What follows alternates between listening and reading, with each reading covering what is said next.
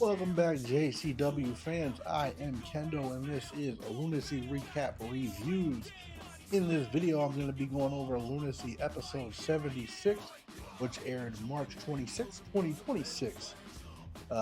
This episode featured commentary from Joe Dombrowski and Veda Scott, and the ring announcer was Mark Roberts.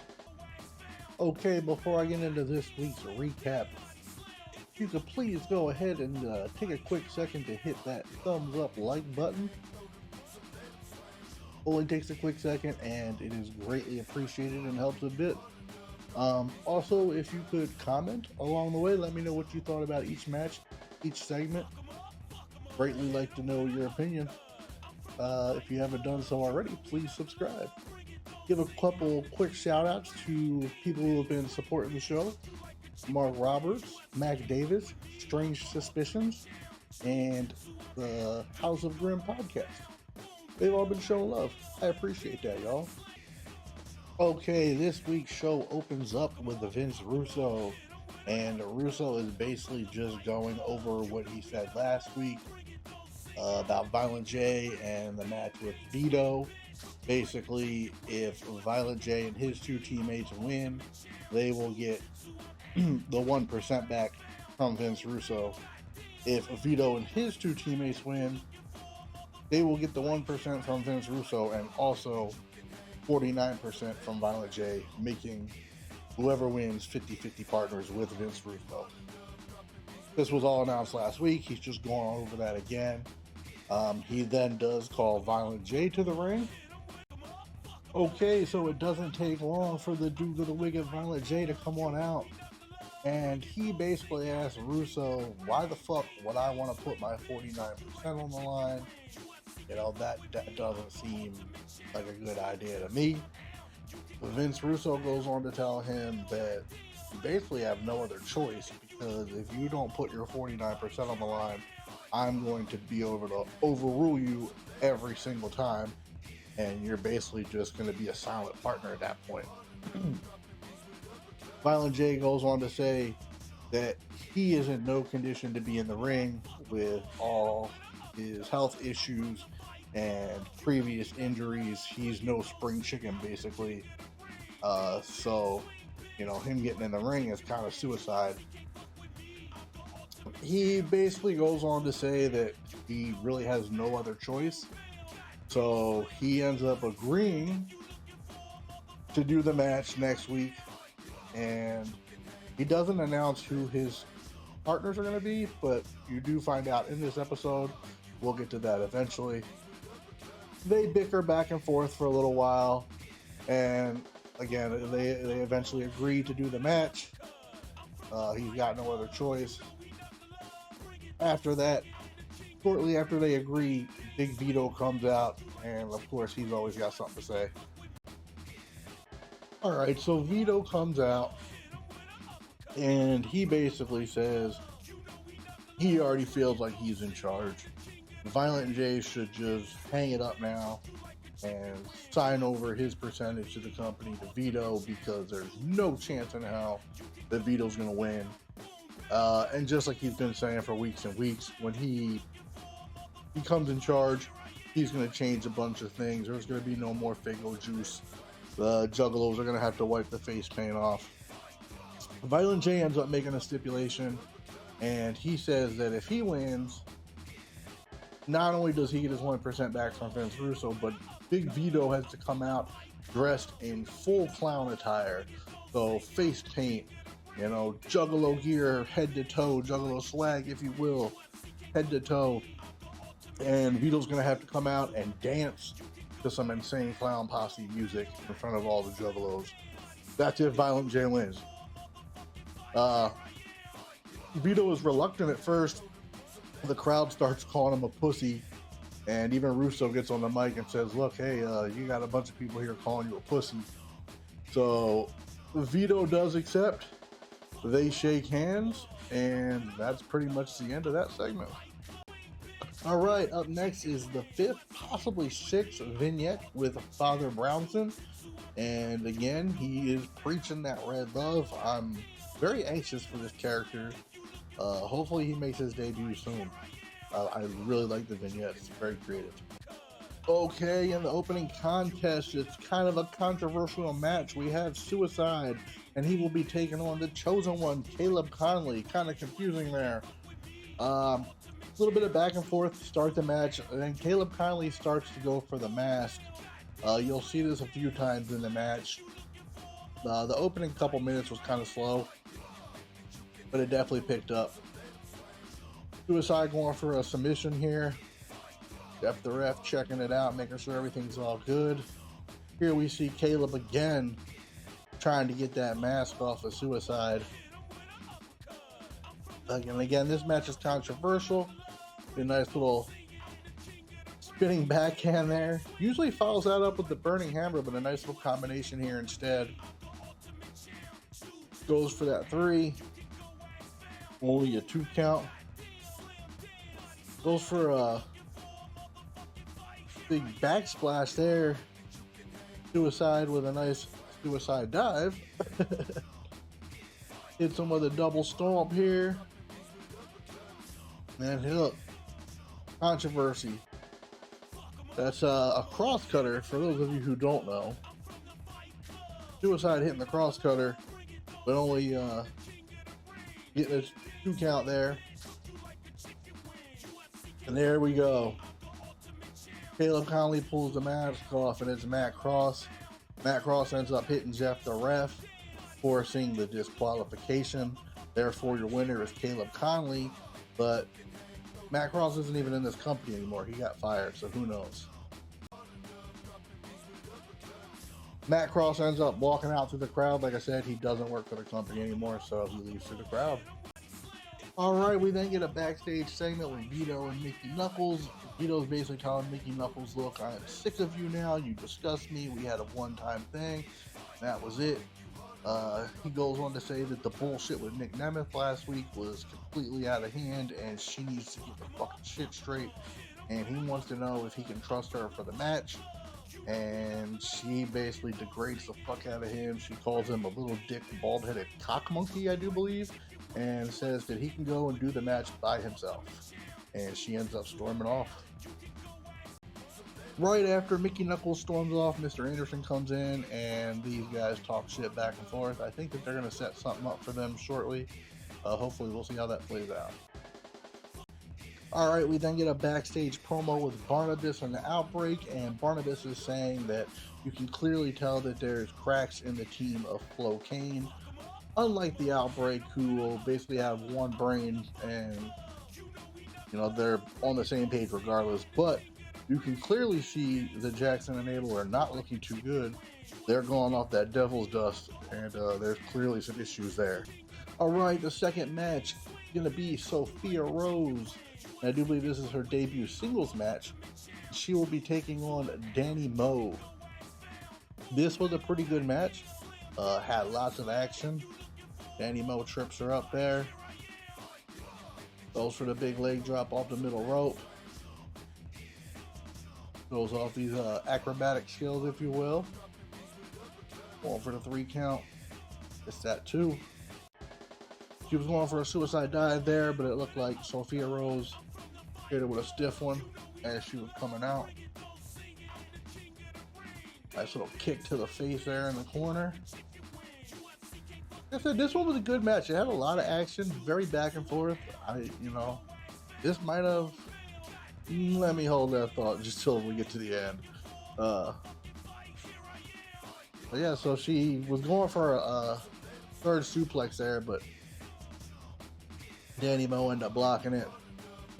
Only gets a 2 count. Danny rolls her up. Still only a 2. Nice kick to the face there. Jesus. Definitely a lot of action in this one. They went back and forth, and I thought it was going to end a couple times, and it did not. Oh, big fucking knee to the face. But that's the former women's champ. She ain't going to go out like that. Nice splash from the middle there.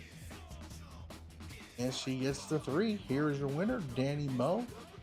After the match, J-Rod comes out and she attacks Danny Mo, but that is shortly lived because Big Al comes out and chases off Sophia Rose and J-Rod to save the day.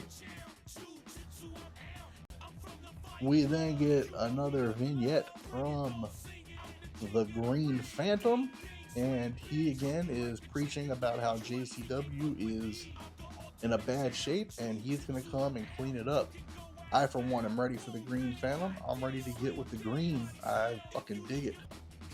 Alright, the third match is going to be Mecha Wolf, and Mecha Wolf is going to be taking on Mr. Anderson, and this is for the JCW World Heavyweight title. This was kind of a short match.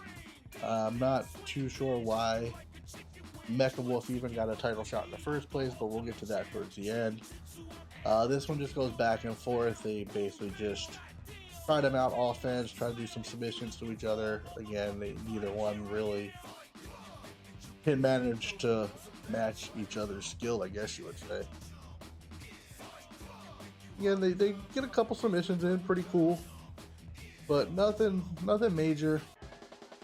And like I said, this match is very short because as soon as they start to pick up and you think the action's about to pick off, it gets interrupted. As you can see, somebody creeping down there from the back, and it's none other than Vito. We know Vito and Anderson have been arguing for weeks now, and Vito just takes out Anderson with the kendo stick, forcing a DQ. We then get a backstage segment with Cocaine. Steven's telling Cocaine that, look, I can't have you helping me all the time. I'm a grown man. I need to stand up for myself, and I need to be able to handle my battles on my own. He asked Cocaine if he's got any extra of that Devil's Dust because he believes it's going to help them in their match against the Outbreak tonight. And of course, he does. Alright, we then get a backstage interview with Mac Davis and Violent J. Max asking Violent J, what are your plans for next week's match? Violent J says, look, basically my two partners are going to be Too Tough Tony and Willie Mack, and I am well aware that I am the weak link in this team, but what I'm going to bring to this team is the insanity. I'm not going out there to wrestle, I'm going out there to hurt people, and he plans to put Big Vito in a stretcher, possibly a coffin. Next it cuts to Big Vito backstage, and he is bragging about how he beat down Anderson. Little does he know that Anderson creeps up behind him, and Mr. Anderson basically chokes him out till almost Vito passes out, and he tells him, never gonna see it coming, Soprano style, just like Vito had previously told him.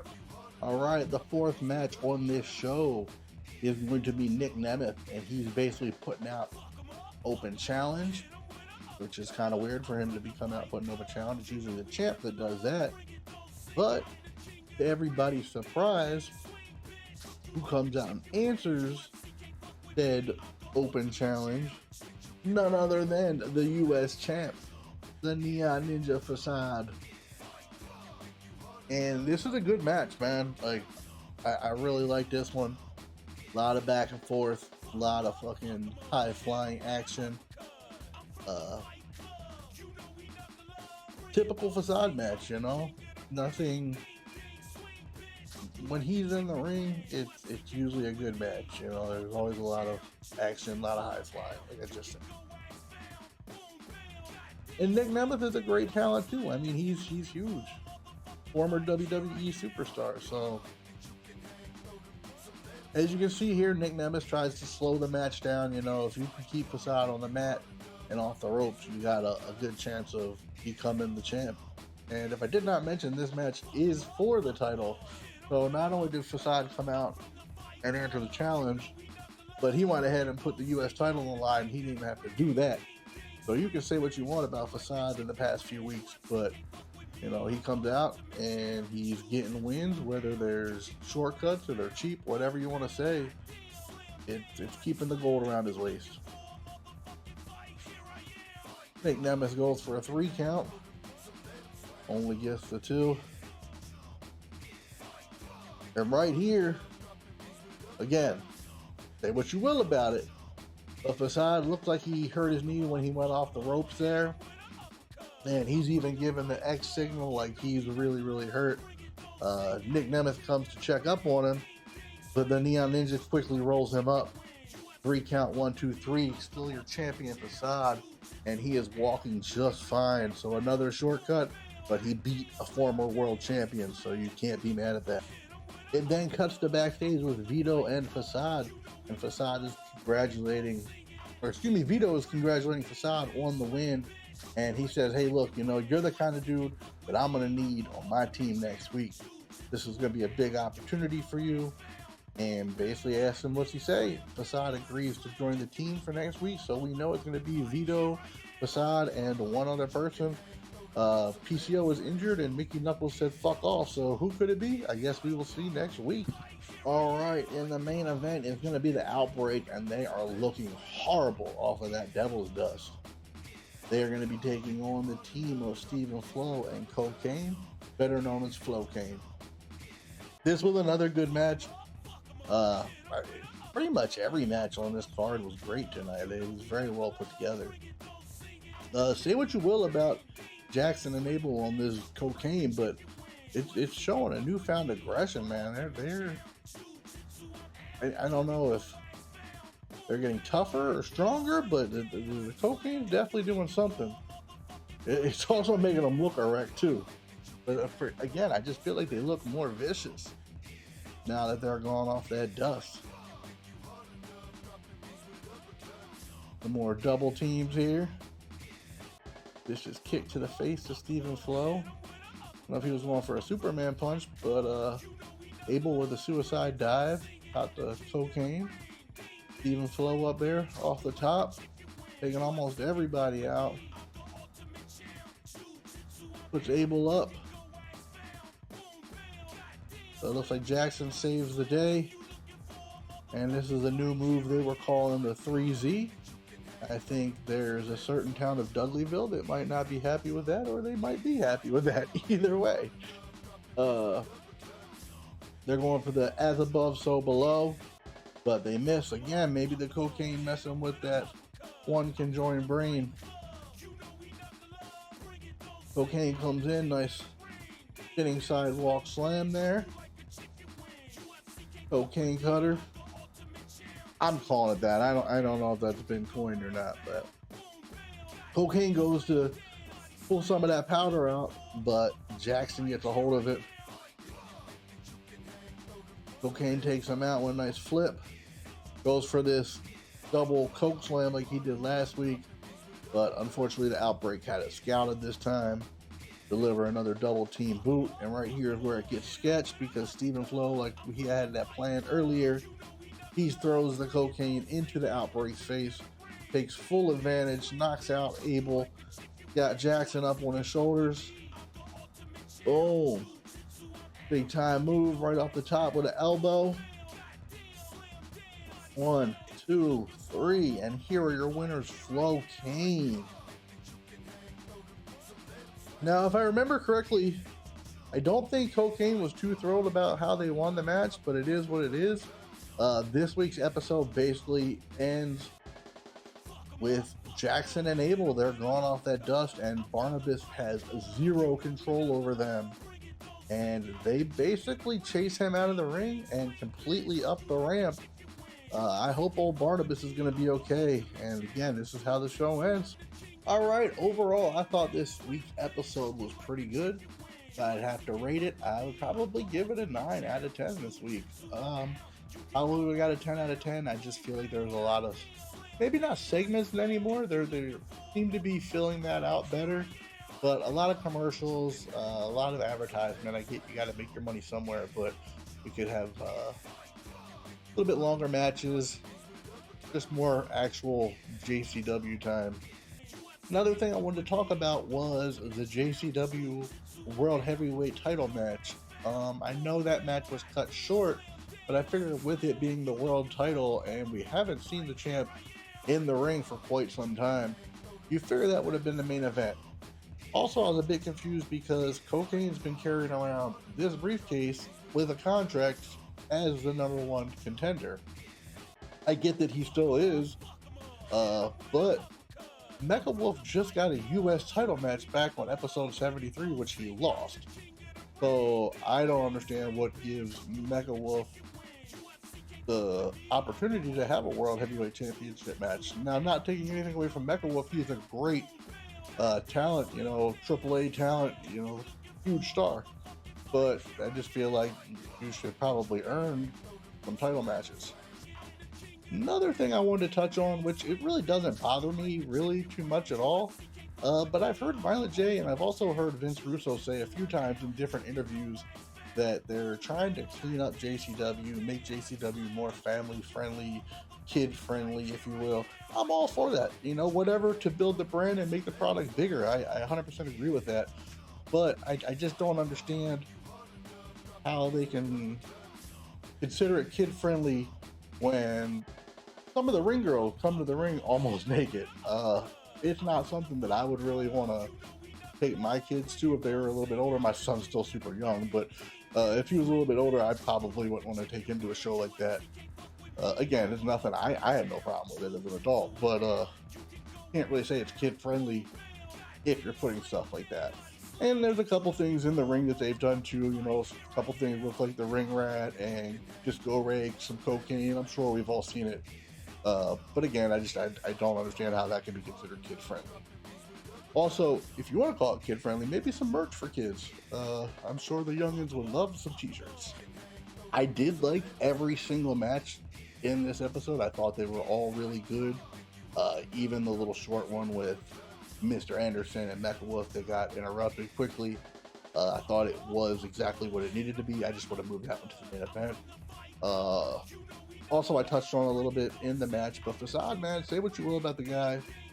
He's been winning matches.